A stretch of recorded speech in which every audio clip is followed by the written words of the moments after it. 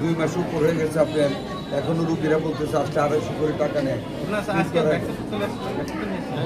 Vaccine কবে নিয়েছে? গত সপ্তাহে নিয়ে আসলে অনেক আগে মার্চের 4 তারিখের পরে থেকে আপনাদেরকে আমি দিয়েছি। শেষ করে যদি একটা মানুষ হেল্প করে বলে টাকা দিয়ে কিনতে বলছেন, আপনাদের ডিউটিতে যাদেরকে পাবো সব টার্মিনেট করবে, চাকরি দিতে পারবেন না, থাকলে আমাকে ফোন করবে। যদি সুপারিনটেন্ডেন্ট কেউ নতুন আসার বলে যে টিকা নাই, আমাকে জানাবেন। ওকে স্যার, অনেক ধন্যবাদ স্যার। আগে টিকা টাকা দিয়ে কিনছি স্যার। আর না হয় আপনাদের সবার থাকবে। ধন্যবাদ স্যার। ঠিক আছে, কয়টা করে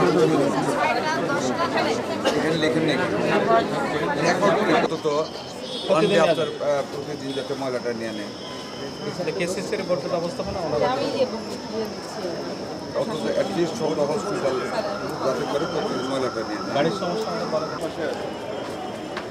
নিয়ে যাই কখন সপ্তাহে 2-3 দিন নেয় করি, আমার তো প্রতিফল নেই। যা বলেছি তা এই খবরটা বদলায় দেন।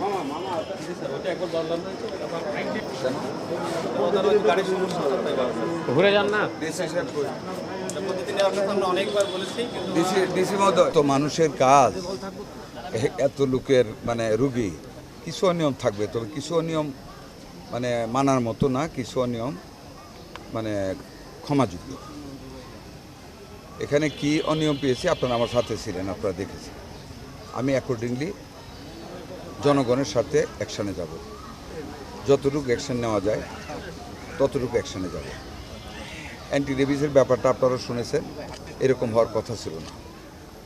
এটা আমি দেখবো, আর একটু খতিয়ে দেখবো। আর আদারওয়াইজ যেটা ওয়ার্ডে আপনারা গেছেন, রুগীরা ভালো বলেছে, বাথরুম আমি দেখেছি যেমন বলেছে রুগীরা ঠিক তেমন না, আপনারাও দেখতে পারেন।